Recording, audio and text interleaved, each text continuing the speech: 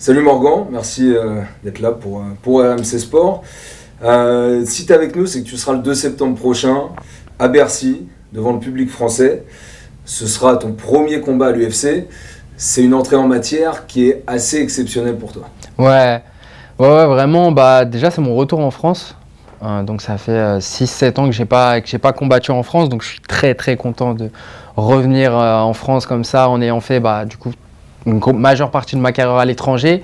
Et d'avoir mon retour avec l'UFC. Ça aurait pu être un retour soit avec l'organisation, du coup, le Cage là où je combattais, soit peut-être dans une autre orga.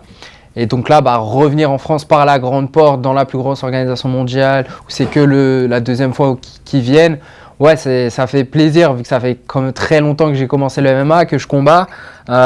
C'est très plaisant de pouvoir performer devant un public qui va vraiment venir voir, soit découvrir le MMA, soit qui viennent vraiment pour apprécier, soutenir les combattants et tout. Ouais, je suis très très impatient et je suis très content. Alors justement, tu parlais de l'UFC qui était venu à Paris pour la première fois, c'était l'année dernière, le 3 septembre.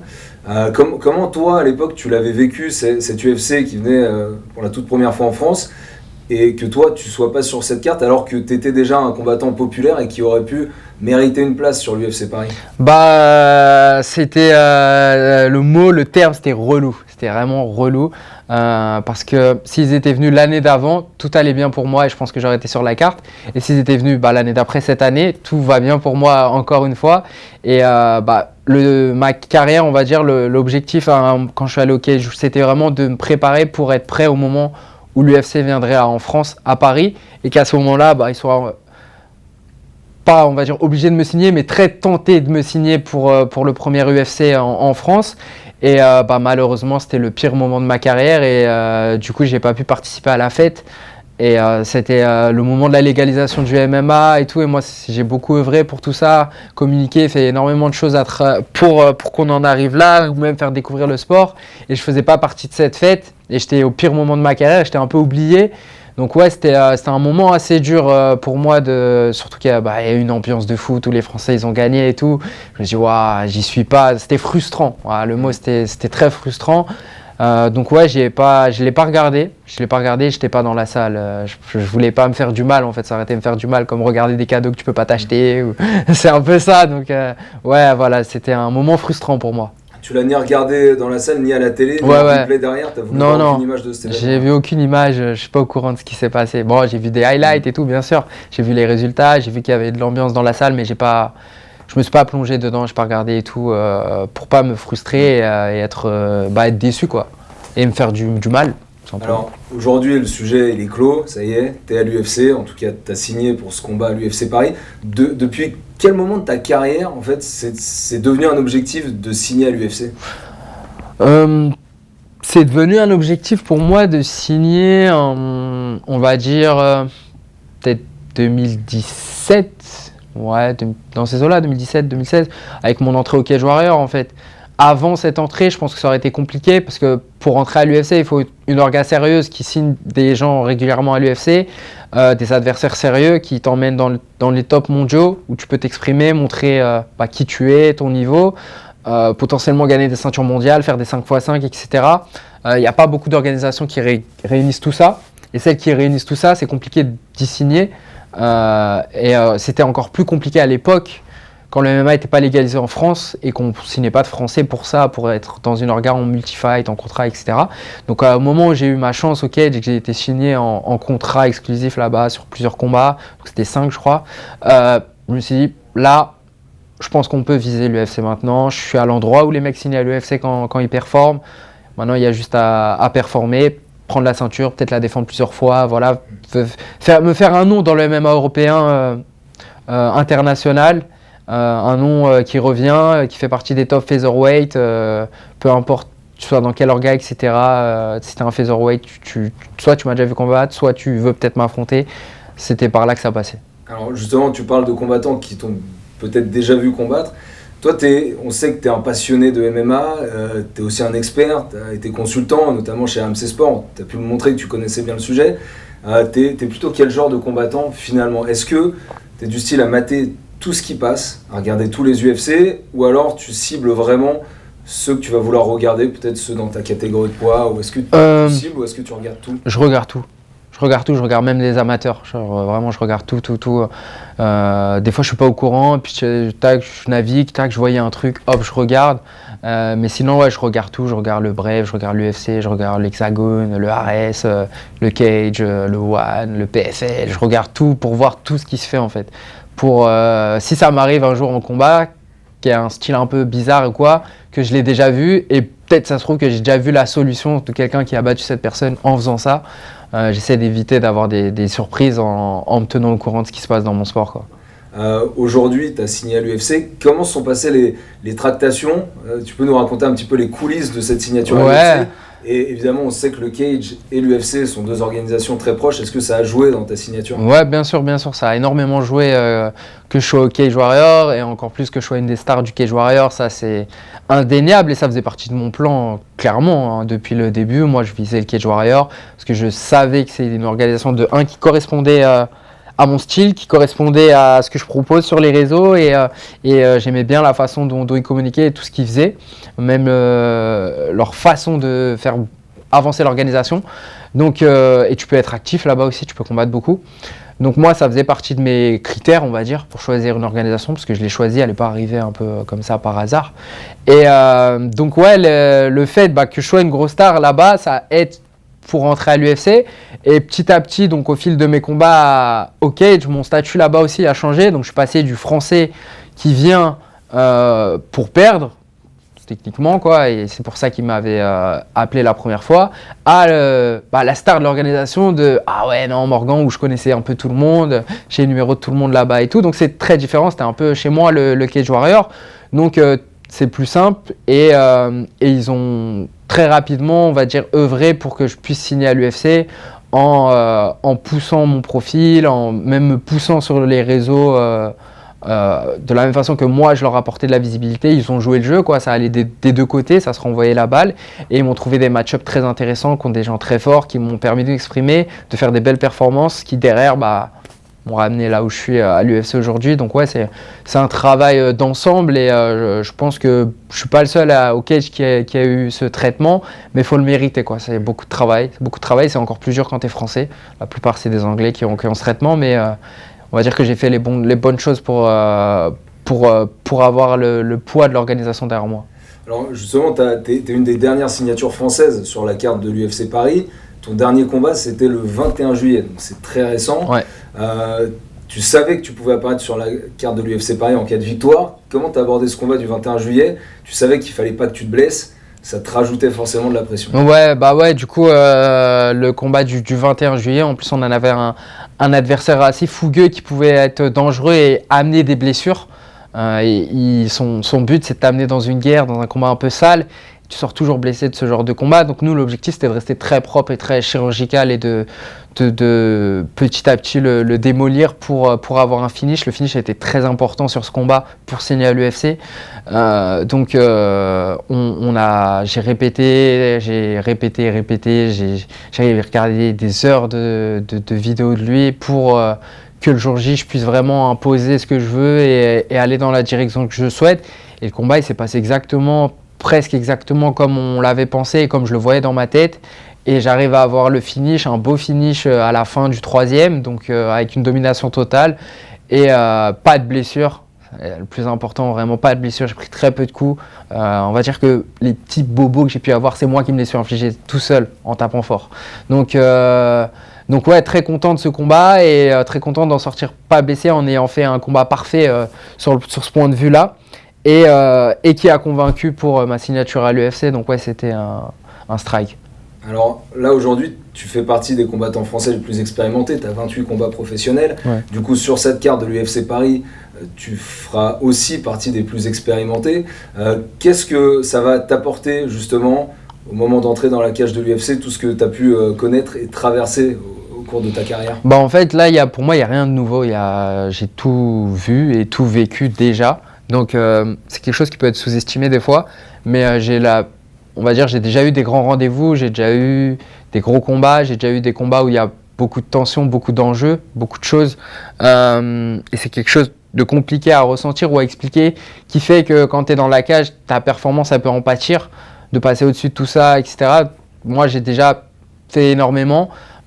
J'ai beaucoup de combats. J'ai combattu à l'étranger, j'ai combattu dans des salles contre moi, contre des adversaires incroyablement forts, en short notice, etc. Donc ouais, là, je vais pas dire que je suis dans ma zone de confort, mais ça va. Je pense que la pression, elle va être énorme du côté de mon adversaire.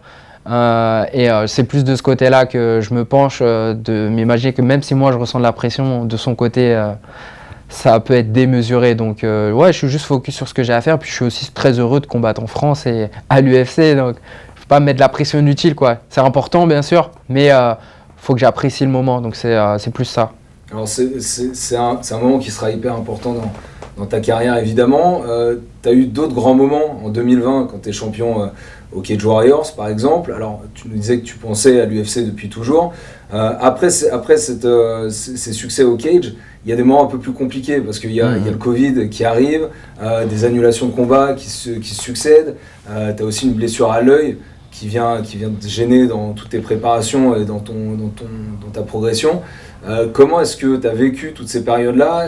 Psychologiquement, tu as eu un vrai coup de mou après tout ça? Bah ouais, ça a été très dur. Bah déjà, le Covid, ça m'a coupé l'herbe sous le pied. Je pense que s'il n'y avait pas eu le Covid, on ne serait pas là aujourd'hui. Je pense pas qu'on aurait cette discussion et je pense que ma carrière aurait été beaucoup plus vite. Je pense que le Covid, ça m'a fait perdre 2 ans, facile, avec des annulations, enfin tout ce qui a importé le Covid. Et puis ensuite, bah, du coup, la perte de la ceinture, la blessure, donc le plancher orbital fracassé. Ouais, c'est des moments où tu te dis, ouais, là j'enchaîne quand même. Ça fait 2-3 ans où c'est compliqué. Je pense qu'il y a beaucoup de gens qui auraient baissé les bras et qui auraient arrêté là. Mais je pourrais pas te dire ce qui m'a fait tenir, juste que j'aime en fait ce sport et évoluer dedans et que je suis encore jeune et j'ai toujours eu un espoir ou une lueur, quoi, qui me disait que tant que je continue, parce que je sais que je suis fort, j'ai juste à performer et ça viendra un moment et si ça vient pas, au moins j'aurai tout essayé et puis c'est pas la fin, je peux quand même faire une carrière, faire des belles choses, gagner des sous, gagner des belles ceintures, affronter des gens très très forts. Mais je me disais quand même, ouais, il y a toujours moyen, mais j'ai plus une grande marge d'erreur. C'était plus ça la difficulté, c'est de me dire que chaque choix que je fais et chaque combat que je fais, il pouvait être déterminant pour la suite. C'est plus ça qui était dur, c'est plus le droit à l'erreur. Il y a des moments où tu t'es dit je vais arrêter, c'est trop dur, les planètes sont pas alignées pour moi, j'arrête? Non, parce que c'est pas mon tempérament. En général, je suis meilleur quand c'est comme ça, quand les planètes sont pas alignées et que c'est perdu d'avance. Je sais pas pourquoi, je suis meilleur dans ces moments-là que quand c'est zone de confort trop facile. Là, je peux me laisser aller. Non, vraiment, j'ai toujours eu le focus et je me suis toujours dit ouais, je peux pas lâcher comme ça. En fait. Je peux pas lâcher en ayant perdu ou en étant sur une pente descendante. C'est pas l'image que je veux de moi, tu vois. Je suis pas quelqu'un qui lâche à ce moment-là. Je préfère arrêter quand ça va bien que quand ça va mal. C'est trop simple d'arrêter quand c'est dur. Parce que tout le monde fait ça. Mais si tu commences à faire ça, bah tu fais pas grand-chose dans la vie, quoi. Dès que tu as un coup dur, une petite erreur, tu baisses les bras, t'arrêtes, tu dis ouais, la vie c'est pas pour moi. Non, ça marche pas comme ça. Donc ouais, non, je suis très dur envers moi-même et c'était impossible. T'avais ta force mentale à toi. Est-ce qu'il y a des personnes dans ton entourage, que ce soit sportif ou personnel, qui t'ont vraiment aidé à surmonter ce moment qui était compliqué? Ouais, bien sûr. Bah, y a ma famille, il y a ma compagne, il y a mes amis et mes coachs qui ont toujours été là, même mes partenaires d'entraînement. Il y a quand même du monde qui était là pour me soutenir. Après, ça, c'est plus une passe, de toute façon, où tu es tout seul. Hein. Tout le monde peut te dire ce qu'ils veulent. Au final, c'est toi qui es dans la cage, c'est toi qui t'entraînes, c'est toi qui t'inflige tout ça. Donc ça vient plus de moi-même qui ai dû vraiment discuter avec moi-même, quoi, de me retrouver un peu face au miroir et de voir si je voulais vraiment ça, si c'était vraiment l'objectif, est-ce que je suis prêt à m'infliger ça encore pendant combien de temps. C'est plus ça la difficulté, c'est combien de temps on reste dans le flou et on continue comme ça, parce que ok, Cage Warrior, je gagnais pas des 1000 et des 100 et tout, enfin je suis pas c'est difficile, quoi, c'est difficile, donc c'était plus ça le truc le plus dur, mais j'ai bien fait.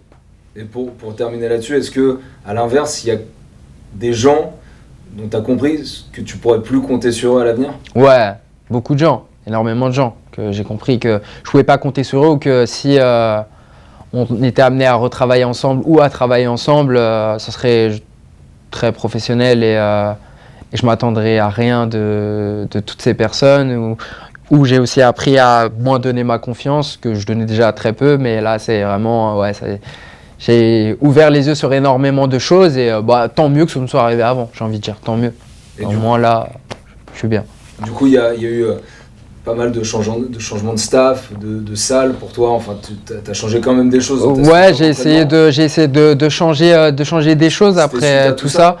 C'est surtout que je sentais que avant ça, donc quand j'ai gagné la ceinture, etc., je sentais que j'étais quand même à un plafond, à quelque chose où pour aller plus loin, il me fallait plus.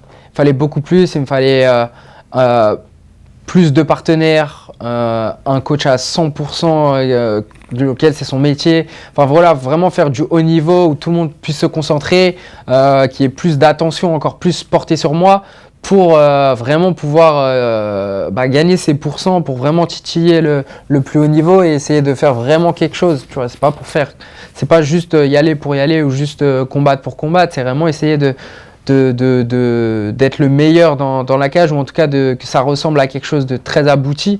Et je suis assez exigeant sur énormément de choses, donc j'ai eu du mal à trouver vraiment ce qui me correspondait, donc j'ai dû tester, j'ai dû changer des choses petit à petit, et j'aurais préféré le faire sur la pente ascendante au moment de la ceinture, mais on repousse toujours ça, parce que mes coachs de l'époque, de base, c'est des gens qui me connaissent depuis que je suis tout jeune, depuis que j'ai 16 ans, ils m'ont vu grandir.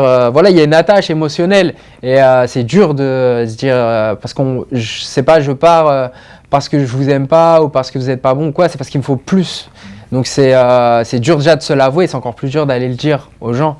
Donc ouais, ça m'a pris du temps et puis malheureusement, à un moment où j'ai commencé à perdre et c'était pas le bon moment, mais c'était aussi un moment où moi j'avais peut-être besoin de renouveau ou de changer d'environnement pour je sais pas, pousser ou trouver quelque chose de nouveau. Donc ça s'est passé comme ça et au final je commence à vraiment trouver le mix parfait là entre mes anciens coachs, mes nouveaux coachs, mon ancien style, mon nouveau style, et de faire les bons ajustements pour essayer d'aller au plus haut. Et alors tout ça dans ta vie de tous les jours, finalement ça a changé des choses dans ta manière de t'entraîner, dans la manière de te préparer, dans la manière de passer du temps avec tes proches, peut-être un peu plus, avec des amis. Est-ce que ça a changé des choses dans ton quotidien ? Ouais, déjà je prends un petit peu plus de temps pour moi et avec mes amis ou juste pour souffler. Quelque chose que je faisais pas forcément avant, j'étais tout le temps à fond dedans.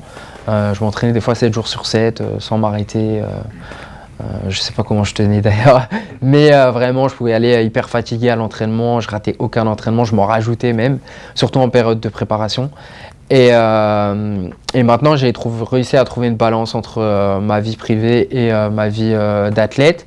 Et pareil, mes entraînements sont plus poussés, je dirais pas professionnellement, mais c'est plus structuré. Voilà, c'est beaucoup plus structuré. Même ma semaine est beaucoup plus structurée. Tout est beaucoup plus structuré professionnel. Et du coup, je le ressens sur mes performances et même dans ma façon d'être. Je me sens plus un athlète comme ça, quoi. Est-ce que tout ce dont tu as parlé, qui finalement t'amène aujourd'hui à avoir signé à l'UFC Paris, est-ce que tu as quand même l'impression d'avoir perdu du temps, ou tout ce temps a été bénéfique pour arriver à un objectif, celui-ci que tu t'étais fixé depuis longtemps ? Ouais, non, je dirais pas que j'ai perdu du temps. Ouais, non, c'est ça exactement. Je me suis construit pour arriver ici et maintenant essayer de faire du mieux possible à l'UFC et d'atteindre le plus haut possible, de faire le mieux que je peux. Et je pense que c'est pas le parcours parfait, mais c'est peut-être le parcours que j'avais besoin pour avancer, pour régler ce qui allait pas et puis trouver ce qui me correspondait. Je pense que c'est ce qui me manquait vraiment, ce qui me manquait. C'est pour ça, je pense que c'est arrivé, s'il faut trouver une raison. Ça aurait été plus sympa que ce soit plus facile, c'est clair, mais peut-être que j'avais besoin de ça et que maintenant, on est parti sur un beau run pendant quelques années, je sais pas, mais en tout cas, je me sens bien et je pense que ça se voit sur mes performances et donc peut-être que j'ai besoin de ça, soit pour avoir un électrochoc, soit pour changer des choses qui vont fonctionner sur le long terme. Alors justement, depuis ce petit problème psychologique, physique, etc., t'as eu 3 belles victoires, ok, elles ont été très importantes, cet enchaînement de victoires a été primordial ? Ouais, c'est primordial d'être sur un run, c'est primordial d'être sur des performances, d'être sur des finishes et d'être et de faire tout ça contre des adversaires forts, c'est presque le b.a.-ba pour signer, on va dire, à l'UFC. Et après, en plus de ça, faut des gens qui ont les contacts, faut du poids, faut un niveau mondial, faut cocher beaucoup de cases, quoi. Et donc ouais, le run de 3 victoires, c'était le minimum. Moi, je pensais qu'il me faudrait même 5. Donc je pense que les dernières performances, elles ont vraiment cloué, scellé le deal, voilà, scellé le deal plutôt, avec le ground and pound et le TKO du 21. Je pense que c'est deux finishes qui ont fait quand même un effet où genre ah ouais. Et je pense que c'est ce qui manquait, c'était le ah ouais. Et j'ai réussi à les avoir, donc ouais, je suis content. T'es encore jeune, enfin, combattant professionnel de MMA peut durer plusieurs années si le physique tient. Tu penses que, tu parlais du ground and pound, des choses que tu as montrées dans ce genre de combat, il y a des choses sur lesquelles tu peux ou tu dois encore progresser? Ouais, bien sûr. On cherche toujours la perfection, mais c'est dur à atteindre. Il y a des choses sur lesquelles je dois encore progresser à la salle, dans mon style, dans mon jeu, etc. Mais il y a aussi beaucoup de choses que j'ai pas encore montrées en combat. Donc, tu le gardes pour l'UFC? Bah, je sais pas si je le garde pour l'UFC, mais on va dire que je le garde pour l'adversaire qui aura besoin, quoi. Je n'ai pas déballé tout mon sac encore. J'ai des surprises pour tout un tas d'adversaires ou de styles qui pourraient poser problème. J'ai des bottes secrètes, si on pourrait dire ça. Justement, c'est intéressant parce que là, tu as parlé 2 fois de style. C'est quoi ton style à toi, justement? Mon style, je dirais que mon style est assez hybride quand même, que je m'adapte beaucoup et que je peux faire un peu ce qui est nécessaire pour gagner, pour le game plan, pour l'adversaire. On va dire que j'essaie d'imposer mon jeu, mais mon jeu est une palette très large. Donc ça peut être un jeu sur du striking, comme de la lutte ou comme du sol. Ça dépend vraiment des problématiques que l'adversaire il va poser et de ce que mes coachs et mon entourage voient sur le combat. Quelle est la meilleure approche pour nous sur le combat. Et à partir de là, le game plan il est fait et puis moi je joue, j'écoute et je suis un peu l'instrument de mes coachs, on va dire, surtout de mon coach Johnny, où ils voient un truc, on en discute. Moi je dis ok, lui il voit ça, il voit ci, moi je lui dis par rapport à ce que je pense dans ma tête, parce qu'il faut que c'est moi qui suis dans la cage quand même, il faut qu'on aille dans cette direction, etc. Et à partir de ce moment, on choisit quelle direction on prend. Et ça peut changer d'adversaire en adversaire. C'est pour ça que mes finishes sont très différents à chaque fois. Le déroulement du combat peut être différent. C'est plus d'utiliser mes forces pour mettre mon adversaire dans ses faiblesses. Donc ça peut être sur de la lutte, du strike. Je peux passer d'un combat où je vais chercher à aller au sol à un combat où je vais refuser à aller au sol. Inversement, je pense que c'est parce que je suis assez complet que je peux me permettre ça et que j'ai pas besoin d'imposer un style de striker ou quoi. Je m'impose rien du tout en fait. C'est vraiment, même dans un combat, on peut s'adapter. Je pense que c'est ma plus grosse force, c'est que je suis adaptable. Tu connais très bien ta catégorie des moins de 66 kg, forcément. Ton style, face à quel membre du top 10, du top 15, est-ce qu'il pourrait être le plus efficace? Je me suis jamais imaginé moi contre quelqu'un du top 10, du top 15. En fait, je prends chaque combat à la suite par rapport à ce que mon manager il me propose, ce que l'UFC va me proposer au moment. Et à ce moment-là, je commence à me projeter, à imaginer. Sinon, je regarde juste les combats vraiment où je vais regarder comment les deux s'affrontent, comment il fait un tel pour battre l'autre. Mais je m'imagine pas à la place de tel athlète, qu'est-ce que je ferais à ce moment-là. Donc ouais, je peux pas te répondre. Et tu as peut-être, alors là, enlevons les considérations top 10, top 15, un combat rêvé, un combat idéal pour toi à l'UFC? Putain, je vais te décevoir, j'ai pas de combat rêvé non plus. Ouais, tout à l'heure, j'en parlais au RMC avec Alexandre. Et en fait, j'ai pas de combat rêvé. Moi, ce que je rêve, c'est plus d'être moi, entre guillemets. Le truc rêvé, c'est juste de me voir combattre contre quelqu'un. J'ai pas le rêve d'aller affronter un tel, de montrer que je suis plus fort que lui ou quoi. Moi, je veux juste, je suis un performeur, je viens dans la cage par rapport à l'adversaire qu'on m'a proposé à ce moment-là. Et ce combat, c'est le combat rêvé.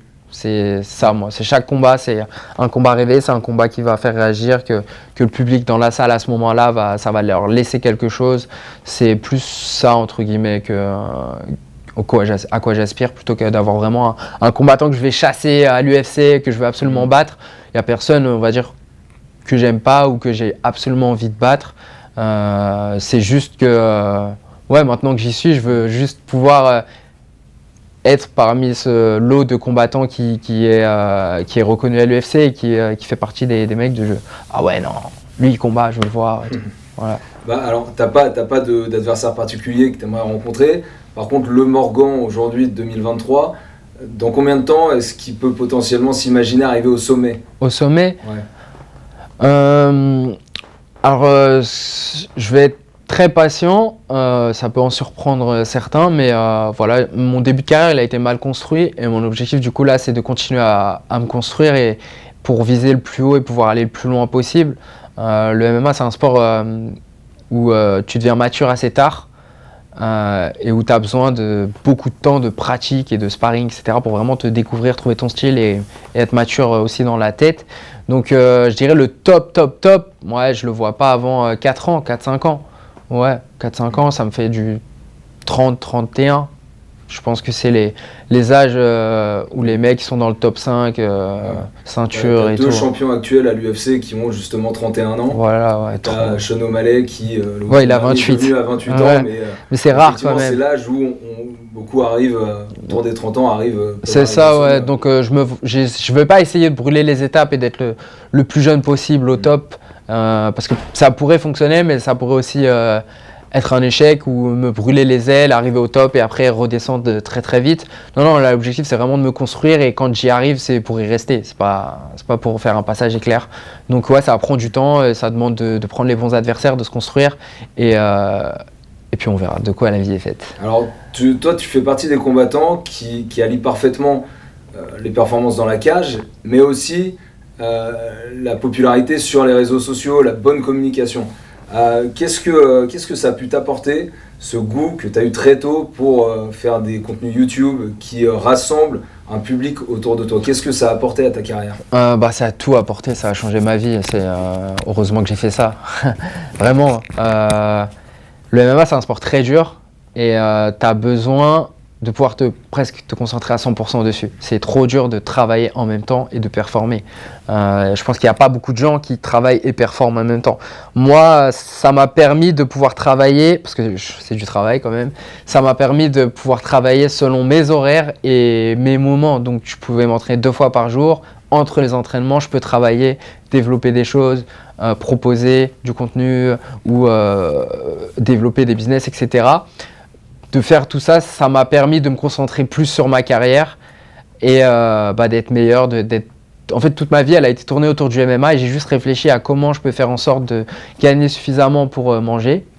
Mais l'objectif, c'est de pouvoir m'entraîner à 3000% pour être le meilleur possible. Parce que sinon, c'est très compliqué. Des fois, tu es obligé de choisir entre aller travailler et t'entraîner. Forcément, tu vas être obligé d'aller travailler si tu veux pas te faire virer ou pas réussir. Moi, je travaille pour moi ça m'a changé ma vie, ma carrière, je pense, ça a changé ma carrière. Sans ça, concrètement, tu n'aurais pas été champion du cage, tu ne serais pas à l'UFC aujourd'hui? Non, je pense pas. Je pense que je serais très moyen et j'aurais peut-être arrêté le MMA. À quoi bon? Pour moi, être un athlète, c'est l'être à 100%. Dans aucun autre sport, ça existe ça. Il n'y a pas un mec en NBA ou qui vise la NBA qui travaille à côté. Il n'y a pas un rugbyman, un footeux qui a un travail, ça n'existe pas. Il n'y a que dans les sports de combat, là je ne parle même pas du MMA, mais de la boxe thaï, etc. Il n'y a que nous qui sommes obligés de travailler à côté, que notre sport ne nous permet pas de vivre. Donc c'est très dur et ceux qui arrivent, franchement, je les respecte de fou. Mais je pense qu'à un certain niveau, ça passe plus et après aussi, il y a un certain niveau, tu es mieux payé, tu peux arrêter. Mais même là, tu vois, à l'UFC, tu en as qui travaillent encore à côté parce que tu n'es pas encore assez payé en début de carrière et qu'il faut encore prouver encore plus pour gagner. Donc ouais, c'est très dur et je pense que ça m'a permis d'être focus à 100%, de faire les bons choix, de ne pas être obligé de combattre un tel en short notice ou quoi pour remplir mon frigo. Ça m'a permis un peu plus de liberté et de moins gâcher ma carrière comme elle a pu être au début. Je pense que ça a été salvateur pour moi. Donc heureusement que ça arrivait. Alors, tu avais fait des contenus pour Internet qui s'appelaient En route vers l'UFC. Aujourd'hui, tu as signé à l'UFC. Comment ta prochaine série de contenus, comment ça pourrait s'appeler maintenant? Au risque de décevoir, il n'y a pas de prochaine série. Bon Non, il n'y a pas de prochaine série qui est prévue sur YouTube. L'objectif, déjà j'étais plus jeune, plus fougueux, c'était de communiquer sur le MMA, de le faire connaître, vu qu'à l'époque, il n'y avait pas grand monde qui en parlait ou qui connaissait. Donc, le premier objectif, c'était ça. Maintenant, c'est légal, il y a l'UFC qui vit en France, donc je n'ai pas besoin de continuer à éduquer ou à montrer aux gens le MMA. Et c'était aussi pour commencer à me faire connaître, montrer mon parcours, inspirer des gens, montrer que voilà, je vise l'UFC, on va voir ce que ça va donner, de montrer un chemin, mais je veux pas tirer sur la corde et puis maintenant ressortir une série en route vers, je sais pas, le top 15, en route vers la ceinture. Ça met beaucoup de pression. Là, je suis dans vraiment la cour des grands, la cour des requins, le bassin de requins. Faut que je sois focus à 3000% sur ma carrière, sur l'UFC. Et ça demande beaucoup de réflexion, de travail mental, de faire toutes ces vidéos, de faire de l'attrait, de la communication, d'intéresser les gens, de répondre. C'est beaucoup de charge mentale. Et après, tu as les mauvais côtés aussi avec les retours négatifs, les mauvais commentaires, les attentes envers moi sur mes performances, etc. Juste parce que je fais des vidéos. Ça te touche, ça, des commentaires sur les réseaux, ça te touche personnellement? On est tous humains. C'est-à-dire que je pense qu'on a un taux d'imperméabilité et en fait, à chaque commentaire, tu perds un petit peu. Et au bout d'un moment, la coupe est pleine et là, ça commence à t'atteindre. Quand tu commences à trop lire souvent, ça commence à t'atteindre. Et au début, par exemple, je ne comprenais pas pourquoi très peu d'athlètes ou très peu de gens étaient proches du public et tout. Je comprends mieux maintenant. C'est parce que tu ne peux pas performer si tu commences à être trop proche du public ou à lire ce qu'on dit de toi, ce qu'on pense de toi. C'est impossible. Après, dans ta tête, tu commences à dire « Ah, peut-être ils ont raison, peut-être si, peut-être ça va pas, peut-être je suis pas bon, peut-être… » Ouais, ça atteint forcément au bout d'un moment, donc faut y faire attention. Et là, j'ai pas envie que ma carrière puisse être gâchée à cause de ça, à cause de cette envie de partager ou de montrer des choses aux gens et tout. Je pense que là, moi, c'est ma vraie vie. Je suis pas une série que tu regardes sur le canapé et puis ça se passe pas bien et puis tu continues ta vie. Genre moi, quand t'éteins la télé, ça se passe vraiment pas bien chez moi. Donc là, l'objectif, c'est de contrôler le plus de choses possible. Et donc non, il n'y aura pas d'autres séries. Il y aura des vidéos, quand même. Il y aura des choses. On va continuer à communiquer, à faire des choses, mais ce sera moins proche. Alors, on l'a compris, là, du coup, tu es focus 100% sur ce qui arrive.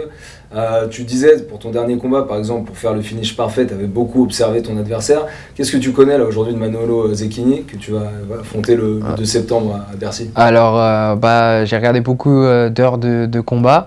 C'est un adversaire qui est dangereux. Et, je crois qu'il a 9 finishes sur ses 10 combats.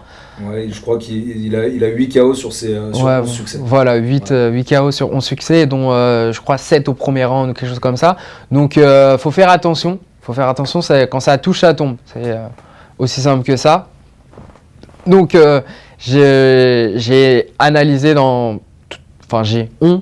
avec mes coachs, on a analysé comment il amène les KO, dans quelle situation, quelle posture, qu'est-ce qu'il a besoin de faire pour créer cette énergie qui emmène au KO à chaque fois, pour que moi je puisse reconnaître ça directement au combat et pas me laisser rentrer dedans et potentiellement prendre ce qu'il va envoyer et plutôt le mettre dans ses retranchements ou dans les situations qu'on a pu identifier qu'il n'aime pas trop et qu'il le mette à défaut. Donc là, le travail il est vraiment sur tout ça et ça passe par des heures de visionnage, de visualisation, de répétition à la salle pour faire le combat parfait et inverser la tendance et moi mettre le finish. Ce sera pour lui comme pour toi d'ailleurs ce premier combat dans la cage de l'UFC. Qu'est-ce que ça peut changer au combat ça? Ça peut changer beaucoup parce que c'est une pression nouvelle pour nous deux. On signe dans la plus grosse organisation mondiale, donc on a tous les deux des choses à prouver. On est tous les deux galvanisés, on signe à l'UFC, ça peut ouvrir des très grosses portes. On peut faire une belle carrière comme on peut rater. Donc il y a beaucoup de facteurs, il y a beaucoup d'enjeux autour de ce combat, pour moi comme pour lui. Lui il va affronter un Français en France à l'UFC Paris qui vient du Cage Warrior et tout. Lui inversement il vient du Venator, il a battu pas mal de Français, il met des bons KO, il signe à l'UFC, il n'y a pas beaucoup d'Italiens à l'UFC donc il a aussi cette fierté. Il y a tous ces paramètres à prendre en compte et j'essaye de déjà les intégrer pour pas que le jour J je fasse une contre-performance à cause de tout ça. Donc, on bosse dessus. Du coup, il y a des points négatifs et des points positifs. C'est ça. t'aurais préféré affronter un gars qui a déjà quelques combats à l'UFC? Oh, pas spécialement. Non, justement, c'est même mieux que j'affronte quelqu'un qui commence à l'UFC. On est sur le même pied, en fait. C'est un vrai pied d'égalité où lui, comment on vient d'être signé à l'UFC, on a eu le même temps de préparation. Aucun de nous a vécu cette expérience avant, donc on est un peu similaire dans notre entrée. Donc ça, c'est cool. Non, c'est vraiment top que lui aussi soit en début UFC. Moi, j'aime bien, je suis content. Il y aura forcément une grosse attente et donc de la pression sur les Français de l'UFC Paris. On sait que tu as une cote de popularité, tu es connu pour tes combats et pour tes réseaux. Comment tu vas gérer cette pression de cette attente qu'il y aura pour l'UFC chez toi à Paris? J'ai l'habitude déjà. J'ai l'habitude d'avoir quand même de la pression sur les épaules, d'avoir des grands rendez-vous, de faire des grandes salles, d'avoir une attente ou des combats clés que je ne dois pas manquer, etc. Celui-là, il en fait partie. Donc, ça passe par de la préparation mentale. Là, c'est de la visualisation, c'est de s'imaginer le moment et de surtout être prêt, d'arriver prêt. Quand tu as tout fait ce qu'il faut avant, normalement, le jour J, c'est presque que du plaisir. Juste les coups qui font mal, mais normalement c'est juste c'est la meilleure partie. Donc l'objectif c'est surtout d'apprécier, de kiffer le moment, d'arriver à se mettre dans une ambiance où voilà, c'est pas le négatif qu'on regarde mais le positif. On est à l'UFC, on est en France, ça fait très longtemps que je n'ai pas combattu en France, il y a mon public, normalement je vais être supporté et tout, donc c'est plus ça qu'on essaie de prendre en compte. Et là normalement c'est que de la pression positive qui fait que tu peux que être sublimé pendant le combat. Donc j'essaye de rester très positif pour que le jour J ce soit top. Dans ton vestiaire, tu seras plutôt attentif à ce qui se passe, tu regarderas le retour télé des premiers combats, ou alors tu seras vraiment dans ta bulle et tu te concentreras uniquement sur toi? Non, je vais être hyper concentré sur moi. L'objectif c'est vraiment de battre Zekini, c'est pas spécialement de profiter de l'événement, de regarder ce qui se passe, de regarder la télé, de regarder les combats et tout. Je suis hyper focus sur lui à partir du moment où je mets le pied dans la salle, même là, hein, depuis un mois, je pense qu'à lui et à le battre, à l'affronter. Donc quand j'arrive dans la salle et que l'événement commence, etc., je pense qu'il y aura un petit moment où je vais faire un petit tour, je vais regarder l'atmosphère et tout, on va prendre tout ça, quoi, l'énergie et tout, mais c'est très très focus sur ce que j'ai à faire pour justement que le combat il se passe dans les meilleures conditions.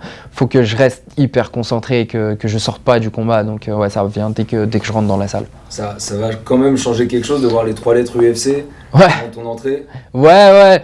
Je pense que ce qui change beaucoup, c'est pas spécialement les 3 lettres UFC, c'est vraiment de rentrer dans une salle énorme, parce que c'est toujours des grosses salles avec sold out et tout le monde super excité. C'est plus ça que le fait de combattre à l'UFC. Je pense que la plus grosse différence, c'est que nous, les combattants, en général, on fait des salles avant qui sont toujours plus petites que l'UFC. Des fois, tu peux avoir des salles sans ambiance, où c'est très rare de reproduire quand même une ambiance comme ce qui peut se produire aux grands événements UFC. Donc je pense que c'est ça le plus dur à appréhender, c'est d'arriver dans une salle immense, un Accor Arena. Pour un Français, nous on sait tout ce que ça représente, c'est des artistes, des rappeurs, des chanteurs. Quand tu vas avec ta famille voir, tu t'imagines rarement qu'un jour toi tu vas te retrouver au milieu de tous ces gens. Donc c'est plus ça, je pense, qui est dur à appréhender, mais j'ai l'habitude avec les combats que j'ai fait avant. J'ai déjà fait des grosses salles. Mon combat en Irlande, c'était la Tri Arena de Dublin, c'est 13 000 personnes, je crois. C'est similaire à Bercy. C'est similaire à Bercy, donc j'ai déjà fait, mais c'était pas mon public. C'est ça la plus grosse différence, c'est que là c'est en France. Mais voilà, je pense que ça ira. Pour terminer, qu'est-ce que tu peux nous promettre qu'on verra de Morgan Charrière le 2 septembre? Qu'est-ce que je peux vous promettre? Je peux vous promettre que vous verrez du show, que vous verrez vraiment ce sur quoi j'ai travaillé depuis très longtemps, et puis vous pourrez me voir combattre en live surtout, et c'est très différent de ce qu'on peut voir à la télé. C'est toujours il y a beaucoup de tension, on sent que ça peut arriver n'importe quand, donc vous pourrez voir un beau combat. En tout cas, je suis prêt. Vous pourrez voir que je suis prêt. On est tous derrière toi en tout cas. Merci. Morgan. Merci beaucoup.